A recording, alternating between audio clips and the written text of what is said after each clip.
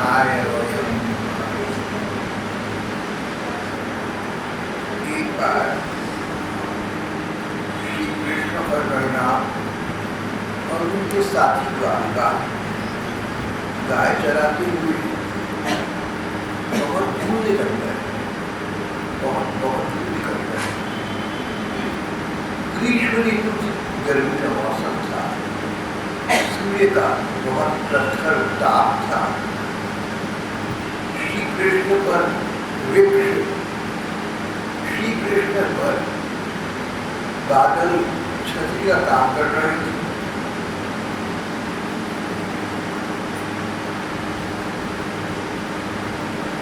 घने घने वृक्ष श्री कृष्ण को छाया प्रदान कर रहे थे।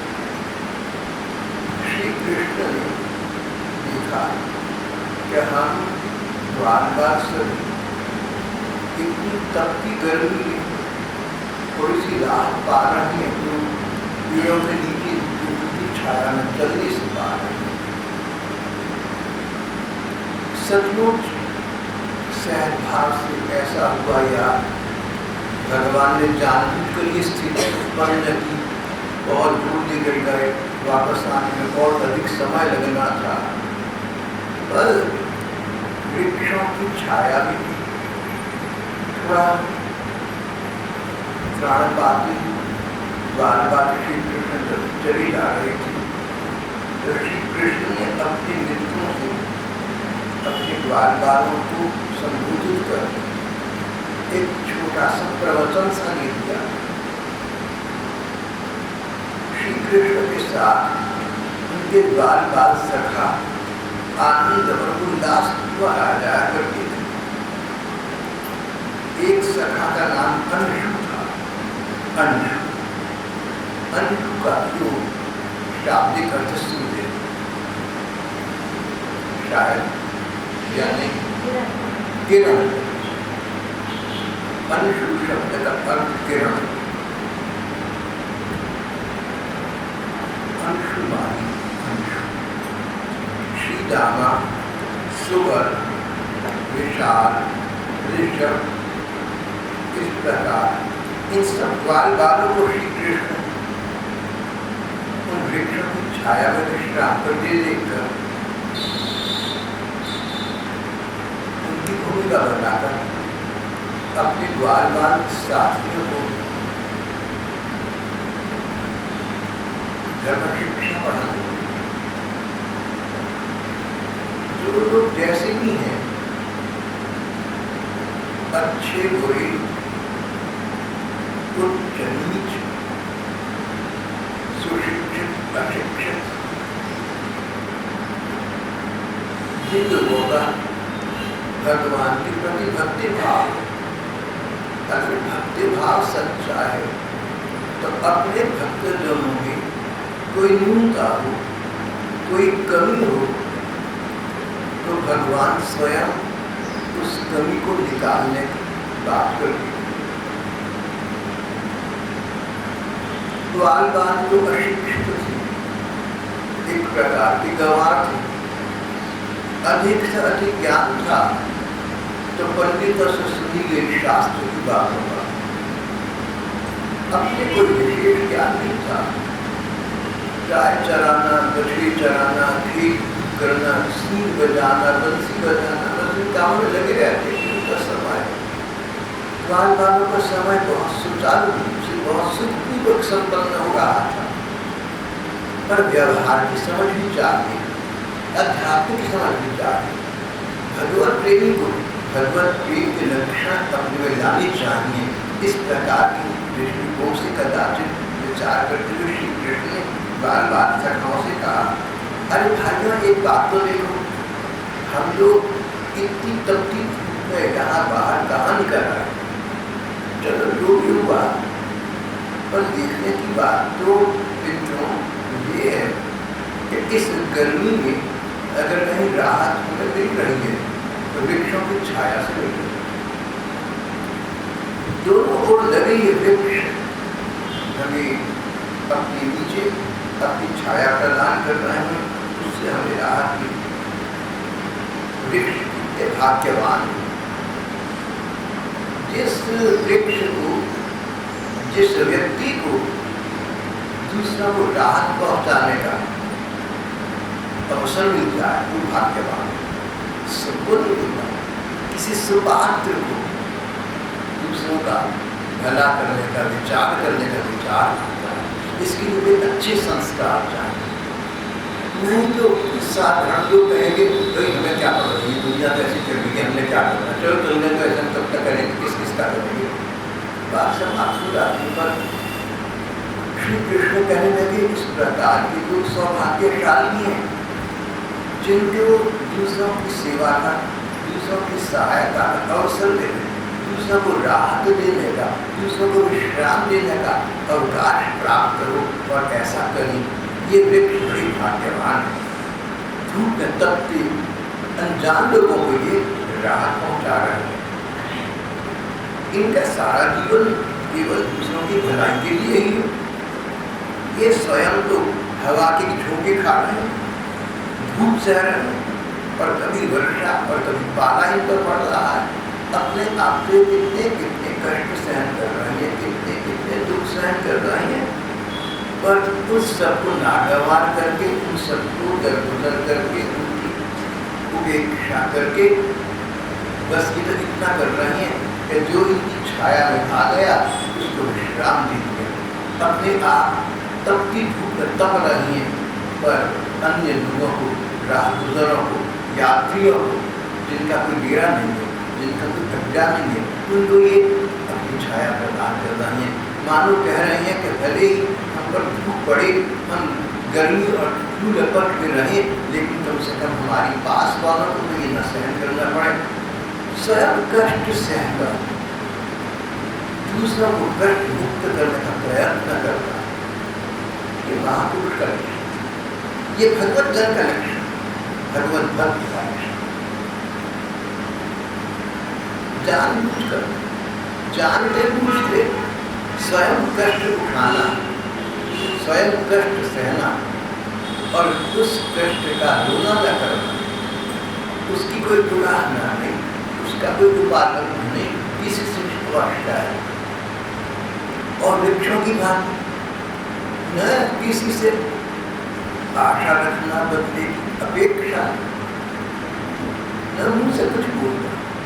वृक्ष के चाहते वाणी कहाँ है तो बोले, अपना यशोगान नहीं करना, दूसरा का हम उपकार करें तो ऐसा न समझे कि देखो हम उपकार करने वाली हैं और हम इनका उपकार कर रहे हैं।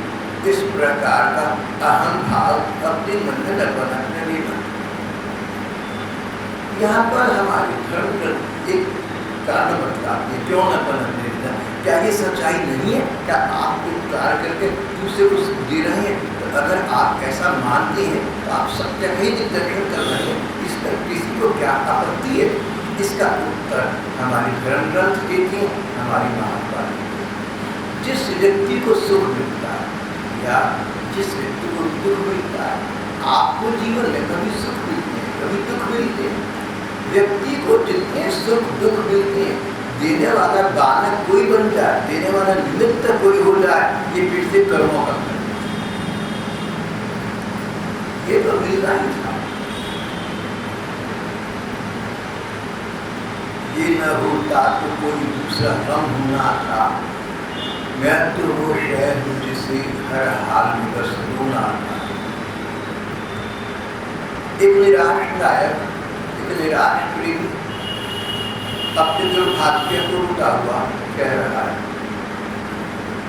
मैं तो वो व्यक्ति हूँ जिसको तकलीफ मिलनी ही थी, ये न मिलती तो कोई और भी भाग में लेती है, भैया भोगनी है। तो कदाचित मन अपनी प्रेमिका से कहता है कि मैं तुझे दोष नहीं देता, तुझे दिल को दुखा रही है, तू न दुखाती कोई और दुखाता। ये न होता तो कोई दूसरा हम होना था। मैं वो शय हूँ, मैं तो वो वस्तु को चीज हूँ, मैं वो शय हूँ जिसे हर हाल में बस रोना था। रोना मेरी नियत है, रोना मेरे भाग्य में लिखा हुआ है, इसमें किसी का त्याग नहीं। समझ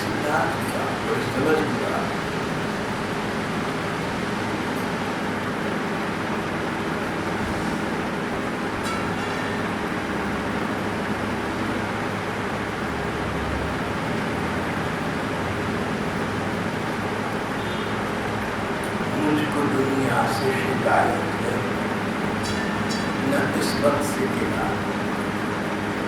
एक दुखी नायिका अपने हृदय की तरफ संगीत पे कहा,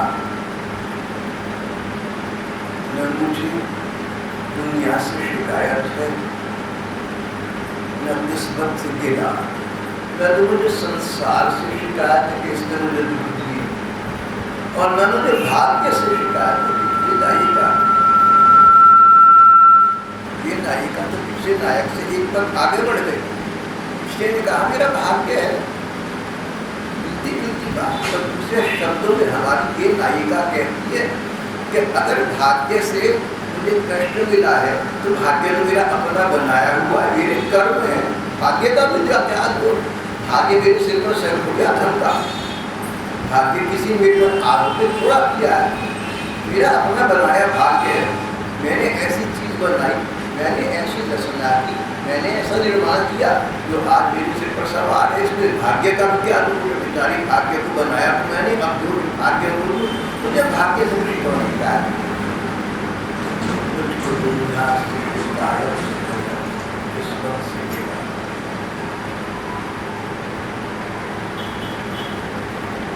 वृक्ष सुखपूर्वक स्वेच्छापूर्वक गर्मी का सर्दी का कष्ट सहन करती, और गर्मी के मौसम में दूसरे लोगों को अपनी छाया में लाकर उन्हें इस गर्मी से विश्राम प्रदान करते। इनका जीवन सारा केवल दूसरों की भलाई के लिए है।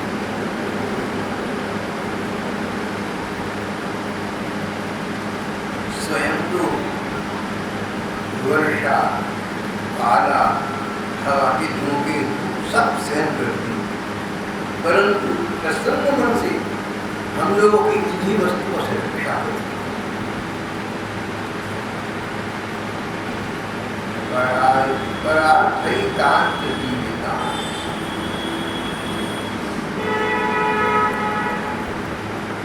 श्री कृष्ण अपने सखाओं को संबोधित करते कहने लगे, भाइयों मैं कहता हूँ इन्हीं का जीवन है।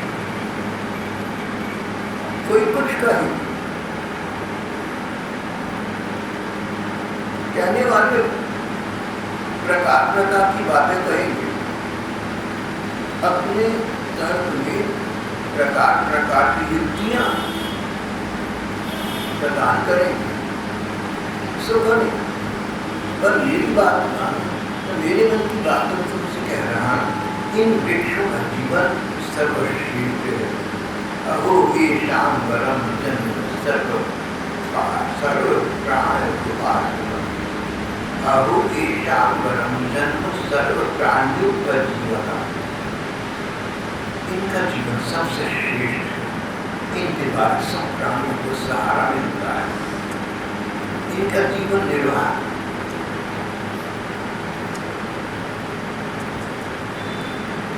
किसी के द्वारा नहीं होगा, पर इनके द्वारा न जाने कितने कितने विश्रांत क्लांत यात्रियों को सुख मिलता है, आराम मिलता है।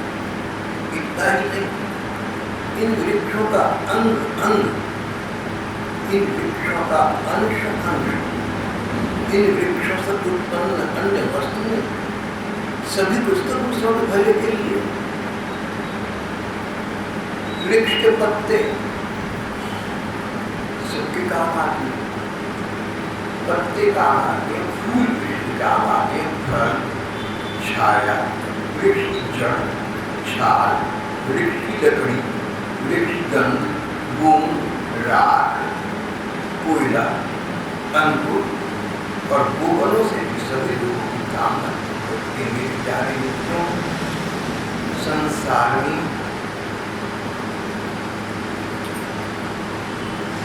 जहाँ तक हो सके जीवन की सफलता इतनी ही है कि अपने धन से, अपने मन से, अपने विवेक विचार से, अपने वचनों से और अंतरतम से इस प्रकार के कर्म किए जाए जिनसे दूसरों को कला परोपकार लोग बनकर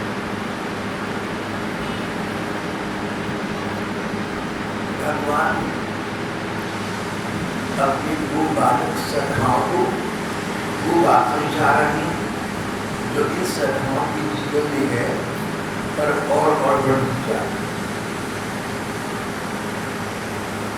उपदेश पर समझाना देश, काल और पात्र के अनुसार होता है। देश, स्थान, स्थली के काल, समय, अवसर, पात्र, व्यक्ति, उसकी विचारधारा, उसकी योग्यता। देश, काल, पात्र, इन तीन बातों का विचार करके ही जीवन में आगे कुछ करना चाहिए, तभी सफलता। व्यक्ति के विचारों में कठिनाइयां क्या है? यूनिट ऑफ पर्सन इज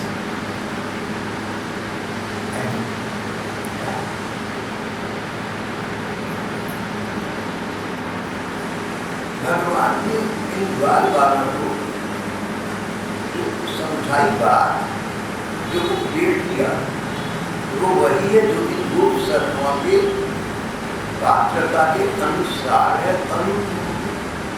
अगर यही भगवान किसी अन्य भक्त से मिलते, हो सकता है उसको यही बात दूसरे शब्दों में कहते, उनका मंतव्य बदलता, उनका गंतव्य बदलता, उनके विचार, उनकी वाणी बदलता।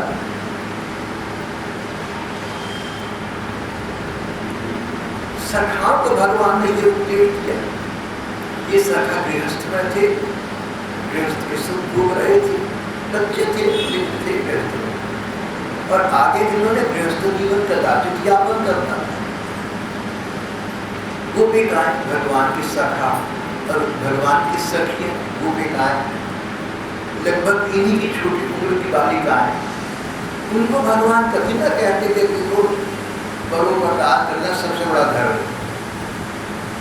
भगवान अगर अन्य भक्त गोपिकाओं से इस प्रसंग पर वार्ता करते तो कहते, गोपिकाओं, जीवन का अनन्य लक्ष्य ये कि तन और मन को करोड़ों काम छोड़कर मेरे चरणों में लगा। संसार चलता है ना, चलता रहेगा, तुम इसकी जिम्मेदारी मत लो। इसका कल्याण भगवान करे, प्रकृति करे। गोपियां, तुम्हें तो एक ही काम करना चाहिए, यथासंभव मेरा ध्यान करो, मेरी लीला का चिंतन करो, मेरा गुणगान करो, हृदय में मेरा मंदिर स्थापित करो। इसके अतिरिक्त जब तुम्हें थोड़ा बहुत समय मिले तो लोक मंगल का समय मिलता, तो वो लोक मंगल करना दूसरों को भला करो। दो मार्ग अलग अलग, एकांतिक भजन मार्ग और दूसरा सामूहिक सेवा मार्ग। सेवा मार्ग का मतलब तुम संसार में हो, तुम घर गृहस्थ में हो, अपने सारे मंगल कार्य करते हो, अपने परिवार के लिए मंगल कार्य करते हो, इष्ट मित्रों के लिए मंगल कार्य करते हो, पर देखो अपने विचार की इस धारा को सीमित रखो, इसको संकीर्ण मत रखो, इसको संकुचित मत रखो। सारे परिवार को अपना संसार मानो, सारे विश्व ब्रह्मांड को अपना परिवार मानो। जो तुम्हारे घर के बाहर, शहर में, देश में बच्चे हैं, उनको अपनी बच्ची समझो। जैसे अपने बच्चों के लिए तुम भजन छोड़कर उनमें लग जाते हो, इसी प्रकार जो बाहर के बच्चे उनमें भी इसी प्रकार का मंगल काम मंगल कार्य। जब तुम अपने घर के लोगों को परिवार मानते हो और उनके प्रति कर्तव्य पालन करते हो सबसे ऊपर, तो सारे संसार को भैया, सारे संसार को परिवार मानो, उसका मंगल करो। उदार चरिता नाम वसुधैव कुटुम्बकम्। विशाल हृदय व्यक्ति के लिए सारा संसार ही उसका परिवार है।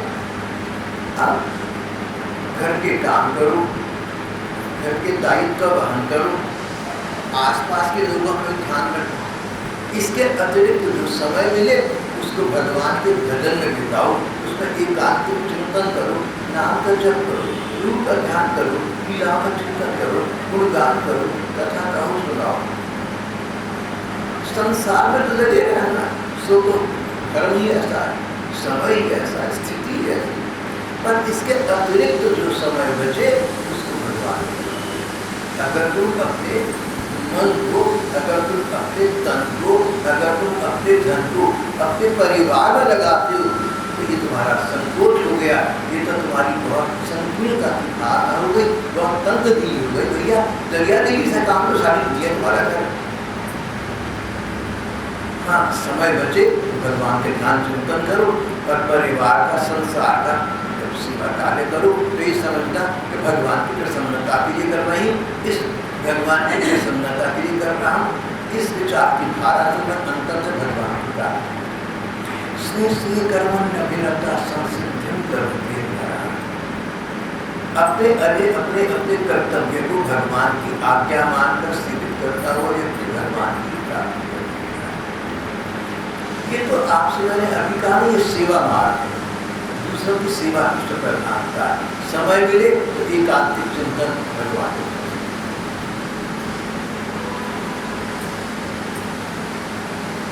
ससुराल के बड़े बुजुर्ग को आवश्यकता हो तो घर की बहू पहले उनका उनको अटेंड करके उनकी सेवा करके उनका ध्यान करके, पर समय मिलते ही अपने पति देव लगता है, उनका काम करते समय चिंतन पति करते।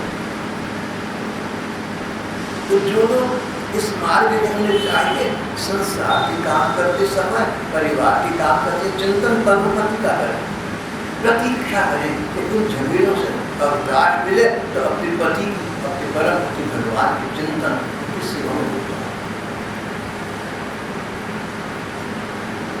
भगवान ने अपने सखा द्वार वालों से कहा तो परोपकार सबसे बड़ा धर्म, और अपनी सखी गोपिकाओं से कहते जो कहते मेरा विचार है ऐसा, देखो भगवान के भक्ति का कौन जानता है, अगर कोई भी जानता, लेकिन मेरा विचार ग्रंथ पढ़कर संतवाणी श्रवण करके ऐसा है कि अपनी गोपिकाओं को भगवान बात करते तो कहते देखो मेरा चिंतन करते तो सर्वोत्तम, पर मेरा चिंतन अनन्य करना, अनन्य करना और संसार का चिंतन न करना, मेरा ही करना, मेरे अतिरिक्त तो सोचना।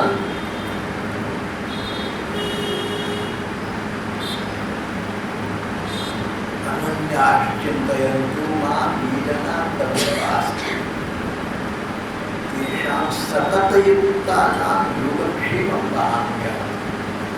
अनन्य मन से, अनन्य अन्य कुछ नहीं है, ना कोई व्यक्ति, ना कोई वस्तु, ना कोई स्थिति। जो अनन्य मन से भगवान का भजन चिंतन करते तेषां नित्याभियुक्तानां, उन भक्तों का जो सदा सदा भगवान ही में लगे हुए हैं, उनका योग क्षेम, उनका राशन रसोई का काम भी मैं करता हूँ। फिर भगवान का दायित्व हो गया योग क्षेम वर्तमान की उनकी आवश्यकताओं को पूरा करना, भविष्य में उनका कुशल मंगल बना रहे। ये मेरी हो गई, ये मेरे प्रांत में आ गई, ये मेरी परिधि में आ गई। भक्तों को इसकी चिंता की आवश्यकता नहीं है। भगवान कहते गोपिकाओं तुम्हें संसार परिवार की चिंता करने की आवश्यकता नहीं है, जिनका आवश्यक है उतना कर्तव्य करो, शेष अपना समय मेरे में करो। व्यक्ति के अनुसार होती है, व्यक्ति की पात्रता के अनुसार होती है।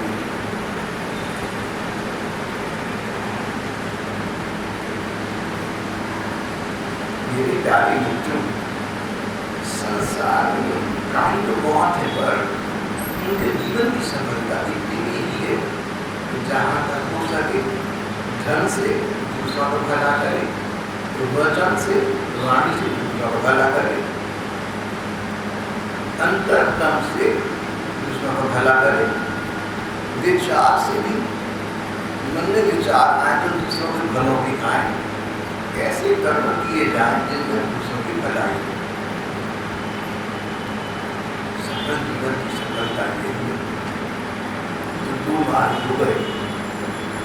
सेवा मार्ग, पहली बात सबकी सेवा, दूसरा कुछ समय निकाल कर या जो समय मिले उस पर भगवान का चिंतन करें। सेवा मार्ग में हम जब सबकी सेवा करते हैं, परिवार की, इष्ट मित्रों, समाज की, गांव की, देश की, दुनिया की, तो ये सोचकर करते हैं कि भगवान की चाहत है, ये भगवान की सृष्टि है, ये भगवान के स्वरूप है, इसलिए मैं इनकी सेवा कर रहा हूँ। जैसे कोई घर में बहू आ जाए तो ससुराल वालों की सेवा इसलिए करती है कि पति के माध्यम से इनके साथ संबंध हो गया है।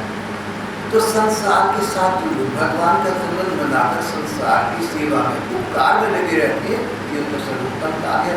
जब समय मिले या थोड़ा सा समय निकाल कर भगवान के चिंतन भजन कर ले, भगवत प्राप्ति से पहुँचनी चाहिए। बहुत सुंदर आयाम, ये सर्वोच्च सोपान है, वो जाएगा। पहला सेवा मार्ग है, दूसरा एकांतिक मार्ग है, इसे भजन मार्ग है। पहले में सेवा पहले है, भगवान की पूजा पाठ बाद में।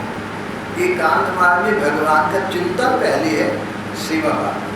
अधिक समय तो भगवान का चिंतन करो। अगर तुम भगवान का चिंतन करोगे तो क्या होगा?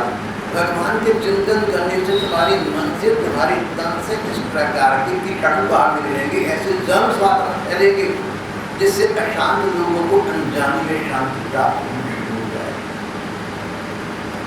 लोगों की अपने आप सहन करने की शक्ति आएगी, उनके मन को कुछ अच्छा सा लगेगा, मिलेगा। जो एकांतिक संत जन है वो अपने एकांतिक भजन से सारी समाज की जितनी सेवा करते हैं उतनी सेवा समाज की सेवादार नहीं कर पाते। एकांतिक भजन न केवल आत्मसुख के लिए, एकांतिक भजन में समाज का सुख सम्मिलित है। तो सेवा मार्ग, पहली सेवा बाद में पूजा मार्ग। एकांतिक मार्ग, भजन मार्ग, पहले भजन, उसके बाद समय मिले या अनिवार्यता हो तो समय निकाल कर दूसरों की सेवा करें।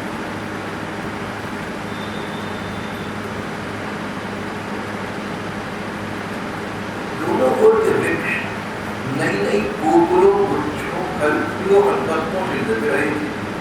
उनकी डालियां पृथ्वी से झुकी हुई थी। इस प्रकार भाषण करते हुए भगवान कृष्ण उन्हीं के बीच में से होकर यमुना नदी के तट पर निकल आए। बहुत दूर निकल गए थे, वापस आए तो फिर वही यमुना नदी का किनारा आ गया जहाँ लोगों को चलाया करके खेत जाया करके यमुना नदी के तट पर निकल आए। यमुना नदी का जल बड़ा मधुर था, शीतल और स्वच्छ था। इन लोगों ने पहले लोगों को पिलाया, उसके बाद स्वयं। अब तक तो ग्वाल को ये था कि कभी देवियों को पहले पिला दिया, कभी स्वयं पीजिए, जिसका जैसा हुआ कर लिया। श्री कृष्ण का प्रवचन का इन पर, श्री कृष्ण के प्रवचन का इनके मन पर बड़ा गहरा प्रभाव पड़ा। प्रभाव ही जो स्थायी हो और तुरंत आरंभ हो जाए। अगर कहो ना आज बात में बहुत अच्छी बात आई, कल से ये करेंगे तो तुम्हारे कल कभी नहीं आएगा। कोई अच्छा कार्य करना हो तो तुरंत आरंभ कर देना, विलंब आरंभ कर देना, नहीं तो कल कभी नहीं आएगा। अब वो बात भले ही अनपढ़ थी, कहने के लिए गंवार थी, गाँव की थी, लेकिन श्री कृष्ण के मुख से निकली वाणी का, श्री कृष्ण की बातचीत का उनके मन पर इतना गहरा प्रभाव पड़ा। बिना सोचे बिना समझे जब यमुना जी के पास आई, तपती धूप में पहले गैयों को दूध पिलाया, दूसरों को पुकार नहीं, स्वयं कष्ट सहकर दूसरों को कष्ट मुक्त करना सफल जीवन है। हमारी कृष्ण ने कहा है हमें धूप लग रही है, बहुत तप रही है, बहुत गर्मी है, लेकिन गैया ये भी तो पशु है, ये भी तो हमारी जैसी है, जान तो इनमें भी है, ये भी तो भगवान का रूप है। हम कष्ट उठाकर गर्मी की पूजा करते तो ताप सहन करके पहले गैया को पानी पिलाया करेंगे, और ऐसा किया। केवल सिद्धांत की मान्यता परिपूर्ण। तुम कहो कि बात तो ठीक है, भाई बात तो ठीक है, बात के ठीक होने से काम तो नहीं चलता। आपके ये कहने से कि बात तो ठीक है, काम तो किसका नहीं चलता। किसी के सिर में दर्द है, उनके बेचारा दर्द में पड़ा कर आ रहा है, कोई मुझसे कहे मैं जाकर सिर दबाता हूँ, सिर दबाना चाहिए, पूरे बोलोगे करो पता करना चाहिए, मैं कहा आकर कर लो ना लो, बात नहीं जाकर बिना ही पूछे भागा चला जाए, दूसरे का सिर दबाने के लिए तो उस पर प्रभाव वास्तव में पड़ा है। भगवान कृष्ण की बात का इन गोपालकों के इतने सुंदर संस्कार थे पूर्व जन्मों के, भगवान ने बात कही, इन्होंने मानी और उस पर चलना आरंभ कर दिया, उसको जीवन में उतारना आरंभ कर दिया। वापस आई तो और अधिक दूर पर बढ़ चुकी थी और अधिक शरीर उत्तप्त हो चुके थे, लेकिन पहले गैयों को जल पिलाया, नृत्यों को जल पिलाया, उसके बाद स्वयं ठाकुर कहते हैं कष्ट उठाकर भी तुम स्वयं दूसरों को कष्ट मुक्त करो, हम यूं करें।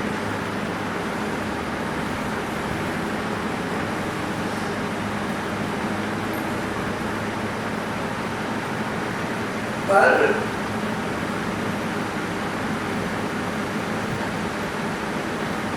अब सुबह के घर से निकले, खूब सफा समय पर आज दोपहर में तीसरे प्रहर घर तो पहुंच न सके। जो कलेवा था वो सुबह आलू लिया, दाल भूख जो नाश्ता था वो तो सुबह अपने झपट खा के खत्म बात। सबके छीके अपने ही थे, सबके छीके सबने ठीक से खा, लेकिन आज तीसरे प्रहर घर तो पहुंचे थे, अचानक बहुत दूर निकल गए, फिर वापस आए। दूर भर के दिन थे, गर्मी तो थी, भूख सता रही।